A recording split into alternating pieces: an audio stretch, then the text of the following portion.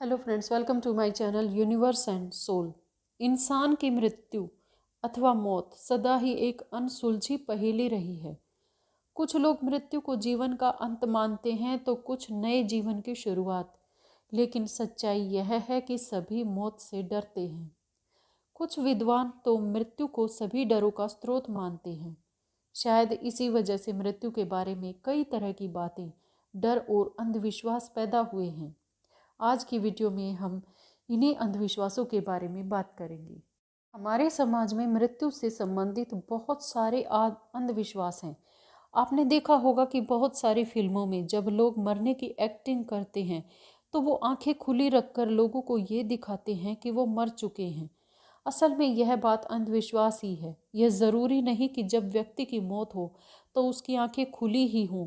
जो भी हो, लेकिन मरे हुए व्यक्ति की आंखें खुली रखना बहुत बुरा माना जाता है।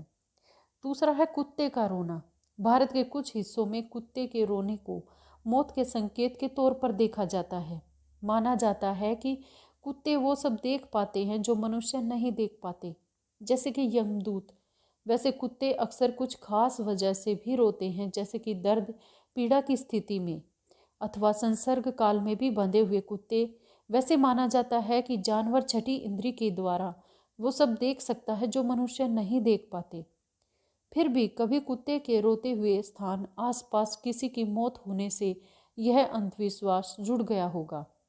अंतिम संस्कार के बाद शुद्धिकरण भी एक बहुत बड़ा अंधविश्वास है। कई भारतीय गांवों में किसी भी व्यक्ति के अंतिम संस्कार में शामिल व्यक्ति को तब तक अछूत माना जाता है जब तक कि वह नहा धोकर नए वस्त्र नहीं पहन लेता। यहाँ तक कि घर वाले भी उसे छूने में परहेज करते हैं। यह प्रथा प्राचीन काल में किसी मृत व्यक्ति की छूत की बीमारी से मौत होने के दुष्प्रभाव से बचने के लिए थी, जो आज भी वैसे ही जारी है। भले ही किसी स्वस्थ व्यक्ति की मौत अचानक हुई हो या दुर्घटना में हुई हो, लेकिन ये प्रचलन चल पड़ा है। भारत के कई हिस्सों में मृत्यु वाले घरों में कुछ निश्चित दिनों तक खाना नहीं बनता। पड़ोसी अपने अपने घरों से खाना बनाकर लाते हैं और लोगों को खिलाते हैं। ऐसा इसलिए किया जाता है क्योंकि अपने प्रियजन की मृत्यु होने पर किसी का मन खाने पीने में नहीं करता और न ही खाना बनाने में। पड़ोसी इसमें मदद करते हैं, जो सामाजिक सद्भाव का प्रतीक है। लेकिन बाद में ये अंधविश्वास हो गया कि मृत्यु वाले घर में खाना नहीं बनाना। यह प्रथा पूरे भारत में तो नहीं, लेकिन भारत के कुछ हिस्सों में ज़रूर प्रचलित है। एक और अंधविश्वास यह भी है कि अगर आप कब्रिस्तान या शमशान के पास से गुजर रहे हैं तो आपको उस समय तक अपनी सांस को रोके रखना चाहिए जब तक कब्रिस्तान गुजर नहीं जाता।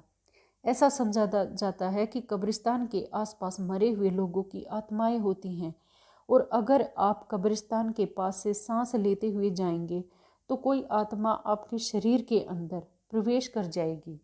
ऐसा बिल्कुल भी सच नहीं है, बल्कि यह भी एक कोरा अंधविश्वास है।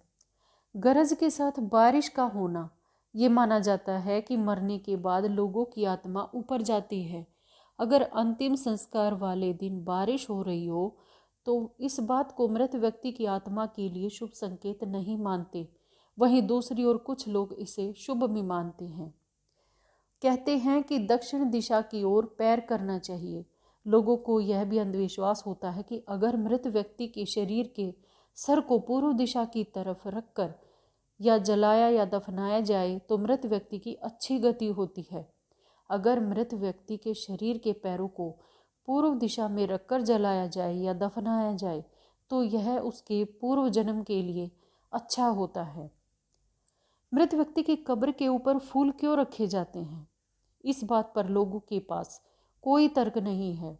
सैकड़ों साल पहले जब मृत लोगों के शरीर को कब्र में ना रखकर खुले में रखा जाता था तो उनके शरीर से आने वाली गंध को रोकने के लिए उनके ऊपर फूल रखे जाते थे।